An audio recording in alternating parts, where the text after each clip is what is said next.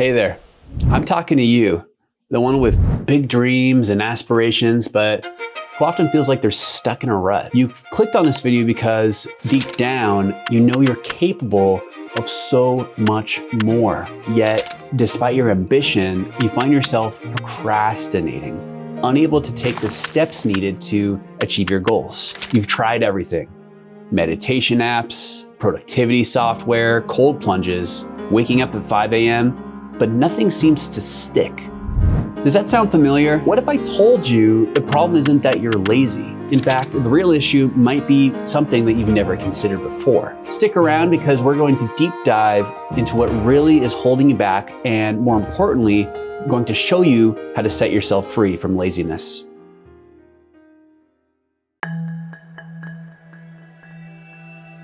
Here's the truth. Most people lead lives of quiet desperation. This is the burden people face but rarely discuss openly. For those who are really ambitious, not living in your truth is even more of a burden. Have you ever felt like you're spinning your wheels despite your best efforts?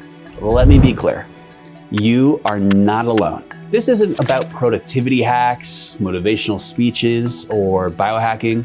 You have to understand that there are actually significant hidden barriers that keep you from reaching your highest potential. There are literal matrices that are validated by science that dictate how we perceive and interact with the world. As a society, the food we're eating is making us sick. The way we breathe keeps us constantly in a state of fight or flight. As a society, we are emotionally illiterate and only know anger, shame, guilt, and instant gratification. We're trained in schools to be obedient, don't think outside the box, don't do that. And is it a surprise that we constantly compare ourselves to others on social media and therefore feel like we're always lagging behind? We know in our hearts that society is deeply sick right now. We have seen at scale the consequences of sick people leading other sick people in government, schools, and in our own family dynamics. However, we need to heal ourselves in order to do good in society. So now is the time to gain the skills in order for us to deeply examine ourselves. I want you to reflect on this quote throughout this video from the father of Western medicine, Hippocrates. It is far more important to know what person the disease has than what disease the person has. In other words, we are already deeply familiar with disease and disharmony and disintegrity within culture and with everything around us. What we need to see instead is where the problem lies within ourselves, where the disease grasps us. Let me be clear, this is not about beating ourselves up. Instead, this is about taking ownership and accountability so that we can regain our personal agency. In ancient mystery schools in Greece, India, China, Northern Africa, they used a three-body model to explain the workings of the universe. They also used this model to explain how we work as human beings. India uses this three-body model through Ayurveda and Hinduism. China uses this three-body model through traditional Chinese medicine and Taoism. You may have already heard this three-word phrase in self-help books or shared by wisdom teachers across all major traditions. What is this phrase? Body, emotions, mind. In other words, there is a physical reality, emotional reality, and mental reality. The three-body system, physical, emotional, mental, is validated by scientific research as a useful framework for understanding oneself. This model is effective in various cultural contexts and has significant implications for health, well-being, and psychological practices. It is also based on our brain's physiology, as stated in the paper's abstract. The integration of bodily sensations, emotional experiences, and mental processes is a universal aspect of human self-conceptualization. What you'll find is that cultural differences do influence specific interpretations and applications, especially at the mental emotional levels. But this three-body model is found everywhere. In order to restore ourselves to health and overcome procrastination, we need to solve our procrastination challenges at the roots. If we don't learn how to manage our procrastination, statistically our health and therefore the quality of our life will further decline. We'll now delve into the three-body model, physical, emotional, and mental, to uncover and release the stagnant energy that's been holding you back. So, what makes this video different than any other on procrastination or laziness? We're bridging the gaps between spirituality and practical psychology to provide a unique, holistic approach to overcoming procrastination. This isn't about quick fixes or surface-level solutions. We're going to address the root causes that traditional self-help methods often overlook, understanding the real blockage. Let's start by challenging a common misconception. Procrastination is not a sign of laziness. More often than not, it is a symptom of unresolved emotions. Let's break down the word emotion.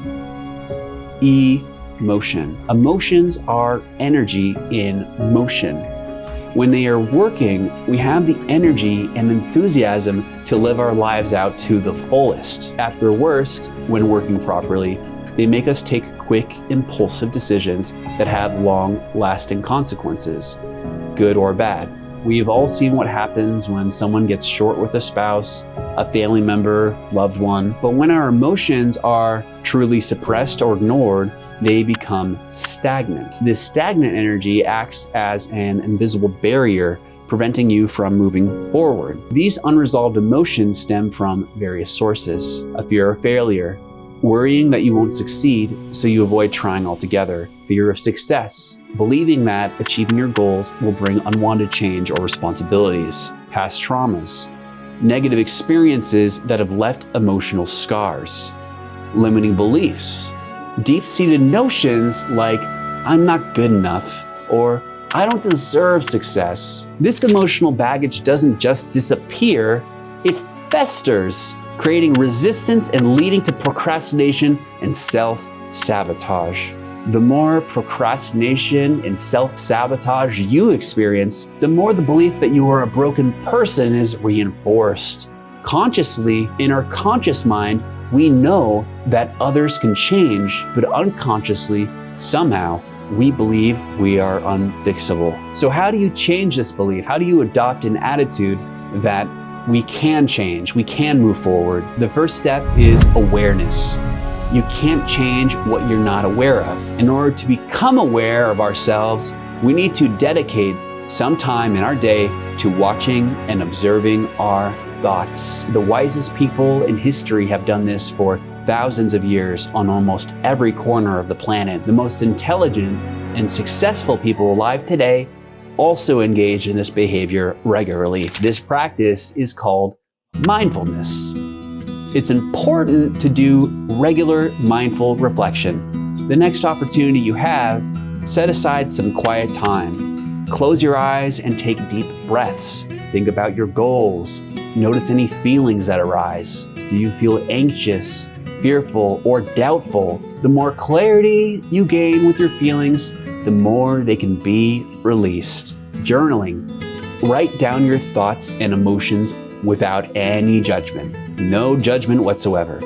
Let the words flow freely to uncover hidden feelings. Identify patterns. Review your journal entries to spot reoccurring themes or triggers that lead to procrastination. The most common pattern that emerges within our psyche that leads to self-sabotage are called cognitive distortions. Buddhism's model of the greatest distortions of the mind are called the 5 hindrances. The Greeks used parables and myths to lay out the rise and fall of distorted beliefs and personalities through its mythology. In the West, we have modern cognitive behavioral therapy, or CBT. The concept of cognitive distortions, as we understand it today, is a modern psychological construct and was not explicitly defined in ancient cultures. However, I'm sure you'll see they fulfill similar purposes. There are 10 logical fallacies that have been known for thousands of years that affect human thought and reasoning. The first is ad hominem, attacking the person instead of the argument. Straw man fallacy, misrepresenting an opponent's argument to make it easier to attack. False dilemma, presenting only 2 options when more exist. Hasty generalization, drawing broad conclusions from insufficient evidence. Post hoc ergo propter hoc, assuming causation from correlation. Appealing to pity, using emotion rather than logic to win an argument. Equivocation, using ambiguous language to mislead or confuse.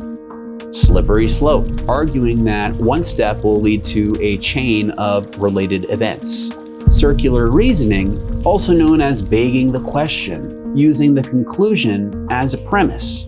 Appeal to authority, claiming something is true because an expert says it is. We have to understand that not only do we do this every day with others, but we also do these same fallacies against ourselves within our own thinking. The above frameworks are more useful when dealing with those outside versus yourself. When we evaluate our own thoughts, feelings, and beliefs, it's better to examine them through the cognitive behavior therapy model. Now, let's look at our thoughts or feelings that we've journaled through the following CBT models. All or nothing thinking, also known as black and white thinking or polarized thinking. This involves viewing situations in absolute terms without any middle ground. For example, seeing oneself as either a total success or a complete failure. If my ideal candidate for president doesn't win, then the whole country is going up in flames. Should statements, using words like should or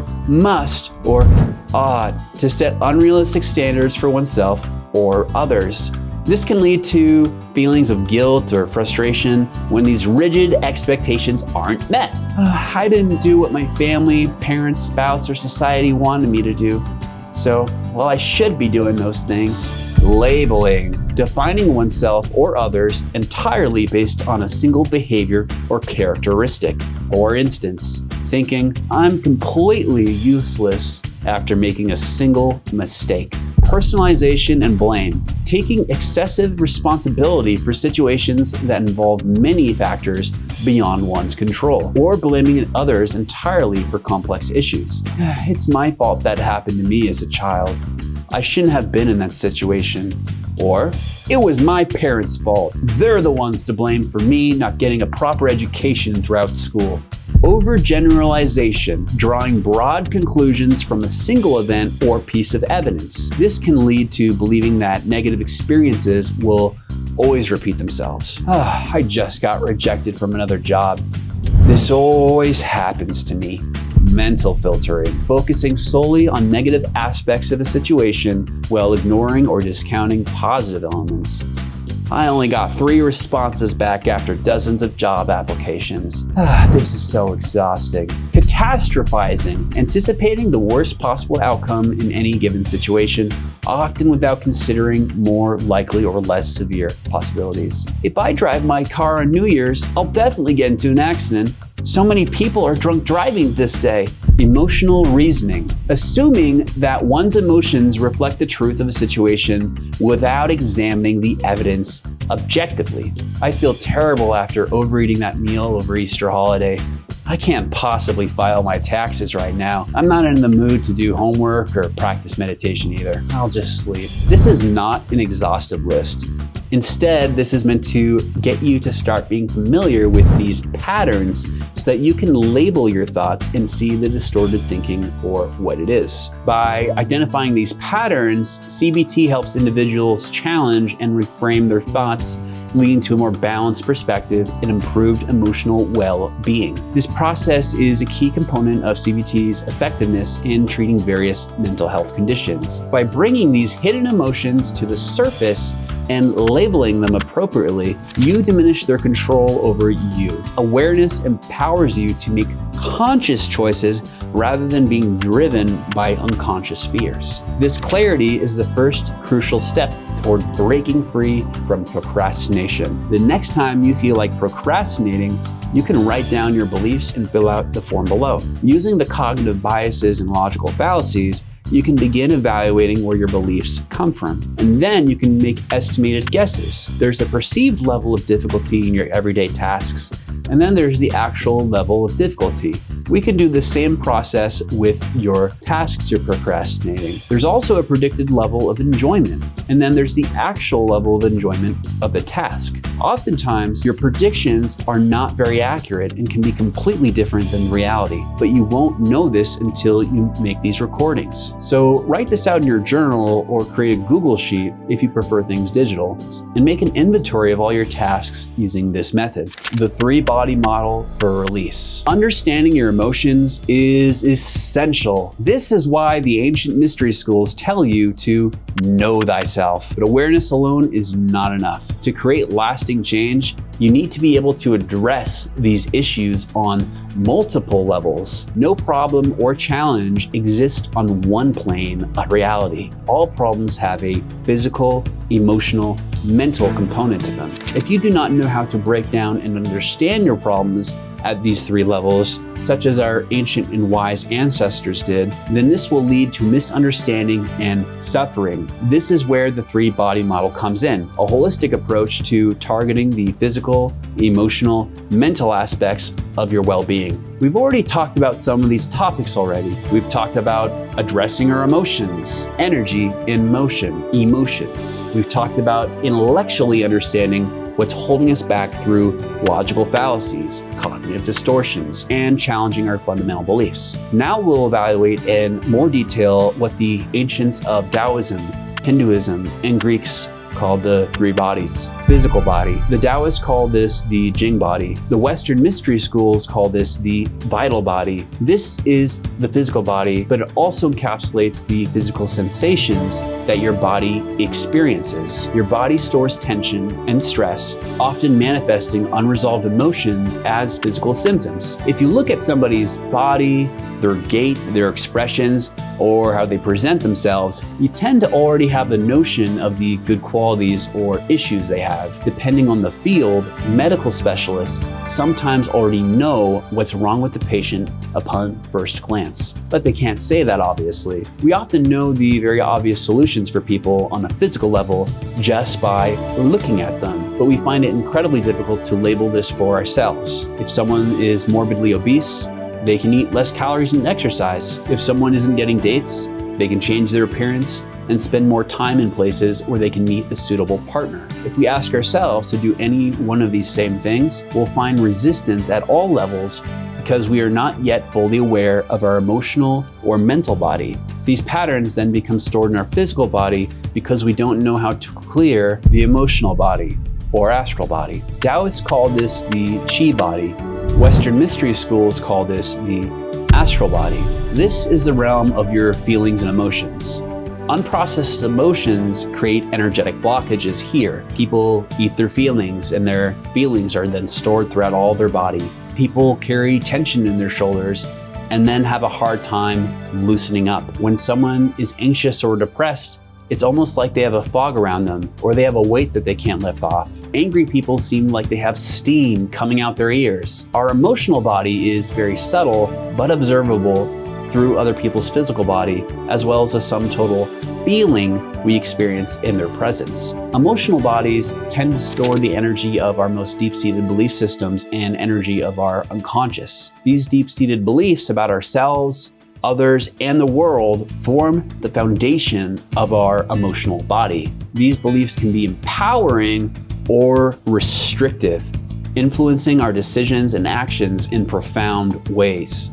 The mental body, often referred to as the causal body in esoteric traditions, is the subtle layer of our being that houses our thoughts, beliefs, and mental patterns, the cognitive framework through which we interpret and interact with the world around us. This is deeply influenced by our culture, our theory of mind, our understanding of ourselves and others, and how developed our pattern recognition is applied to the world around us and within inside of us. Characteristics of the mental body. The mental body acts as a blueprint for our experiences. Our thoughts and beliefs often manifest in our physical reality, influencing our choices, behaviors, and even our physical health. Our mental body is shaped by habitual thought patterns, which can either empower or limit us. These patterns act as filters through which we perceive reality, often coloring our experiences before we even consciously process them.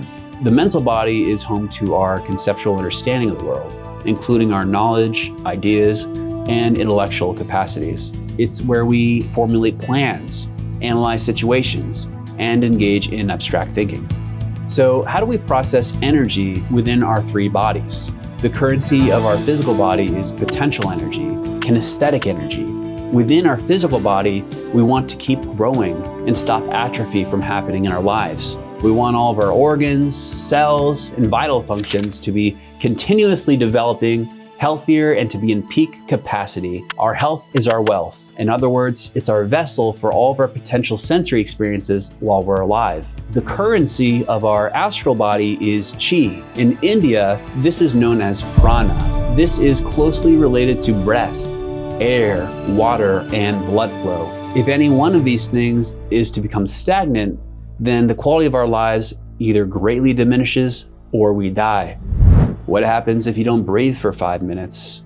What happens if you don't drink water for a week? We can live quite a while without food, but not so long without any of those other things. Energetically and emotionally, we want to feel as much energy, life force, and vital energy as possible. If we are breathing correctly, we have great blood flow from proper exercise and are drinking high quality sources of water correctly. Then our chi will be good. If we have an environment that is conducive to fresh chi flow, such as discussed in Chinese feng shui or India's vatsu, then that environment will greatly enhance our quality of life and productivity. In simple terms, if you live inside of a dumpster, your chi will suffer. If you live in a beautiful space surrounded by nature in the form of trees, rivers, streams, or beautiful mountainsides, then your chi and your quality of life will be greatly enhanced.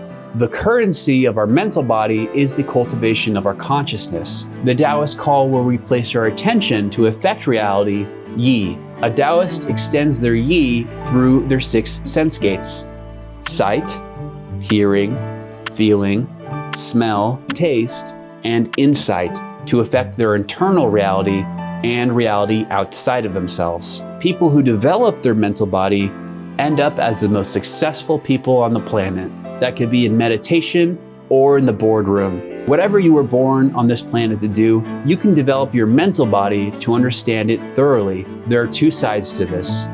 One side that everyone is familiar with is developing intelligence through knowledge and practice. The other side is the development of our consciousness through the practice of meditation or concentration.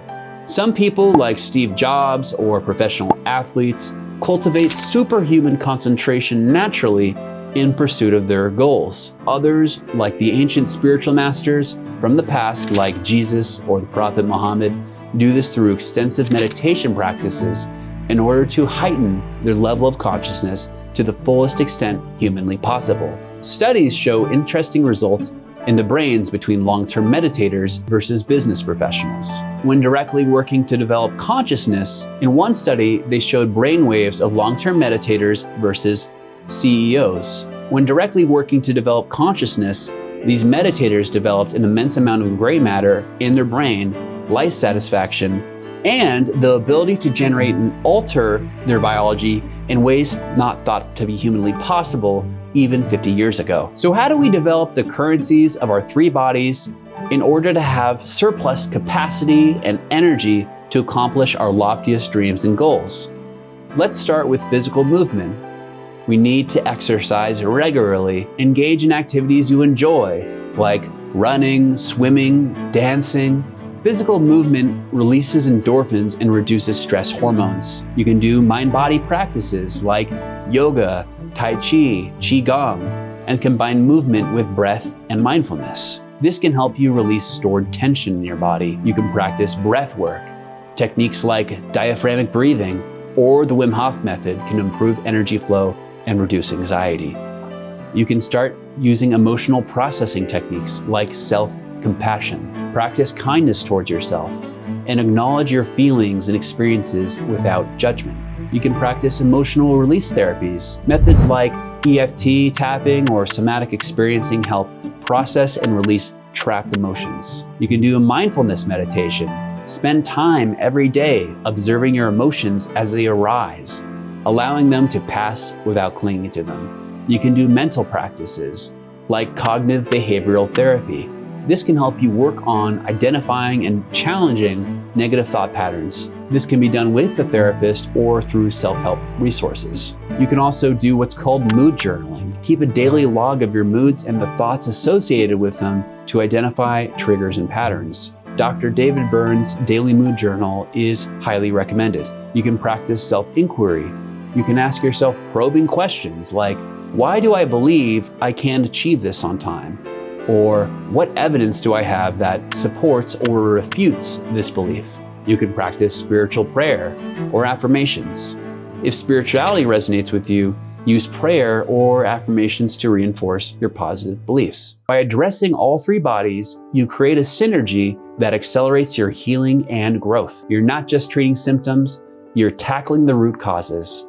This holistic approach leads to improved mood, well-being, and a clear path forward to beating procrastination forever. Overcoming the fear of emotional release. Even with these tools at your disposal, you might still hesitate to confront your emotions. Many people fear that allowing themselves to feel deeply will open a floodgate of pain that will be so overwhelming or never-ending. This fear keeps you stuck in a cycle of avoidance. Suppressing emotions does not eliminate them. It pushes them deeper into your subconscious and into your body, where they continue to influence your behavior negatively. The discomfort you're avoiding is already manifesting as procrastination and stagnation. Because of this, it's so vital to create a safe environment for yourself. You can design a safe space for yourself by choosing a comfortable, private area where you won't be disturbed. Set intentions. Before beginning, set a clear intention for your emotional work, such as healing, understanding, or releasing. You can also ground yourself. Practice grounding exercises like visualizing roots growing from your feet into the earth to stabilize yourself. You can use guided techniques like guided meditations. Use apps or online resources that focus on emotional healing and release. You can practice expressive writing. Write unsent letters to yourself or others to express emotions you're holding on to. If you're familiar with Julia Cameron's morning pages, you can also do this as well. And write all of your thoughts free form without judgment for 30 minutes. You can practice creative expressions such as art, music, or dance. Of course, you can also work with professional support. A qualified mental health professional can provide guidance and support as you navigate intense emotions. You can join groups or communities of like-minded individuals who are also on a path of self-discovery. You can seek out a life coach or a spiritual mentor who specializes in emotional healing. Confronting and processing your emotions leads to liberation from the patterns that have been holding you back. You'll likely experience a profound sense of relief, increased motivation, and a renewed sense of purpose. This emotional freedom is a catalyst for real, lasting change. Understanding and applying these concepts is an ongoing journey. You're not going to take all these bits of advice and apply them all at once. At best, you'll take 1 or 2 or 3 at max and apply it day to day. So here's some practical steps for you to integrate what you've learned. Do a daily practice. Incorporate 1 physical, 1 emotional, and 1 mental exercise into your daily routine. Do regular check-ins. Set aside time each week to reflect on your progress and adjust your practices as needed. Your practices will evolve with you over time. It's important to adapt them for your needs. Accountability. Share your goals with a trusted friend or mentor who can provide encouragement and hold you accountable. Be patient. Remember that healing and personal growth take time. Celebrate small victories along the way. If you're ambitious but have felt lazy or stuck, know that you're not alone. And more importantly, you're not at fault. The barriers you've been facing are not signs of weakness, but invitations to explore deeper aspects of yourself. By addressing the physical, emotional, and mental components of your being, you can release what's been holding you back and step into the life you've always envisioned. Now that you have these insights and tools, it's time to take action. Choose 1 practice from each of the 3 body categories and commit to them for the next 7 days. Observe how these small changes begin to shift your energy and motivation. If this video resonated with you, I invite you to sign up for my online courses at mysterycollege.com. If you're looking for a more hands-on strategy to beat your procrastination, develop yourself physically, emotionally, or mentally, I have 5 open slots left for coaching clients. Book a call with me using the link below. Remember, the journey of 1,000 miles begins with a single step. You've taken that step today by seeking understanding. Let's continue this journey together towards unlocking your full potential. By the way, the algorithm thinks you'll like this video. Let's see if they're right.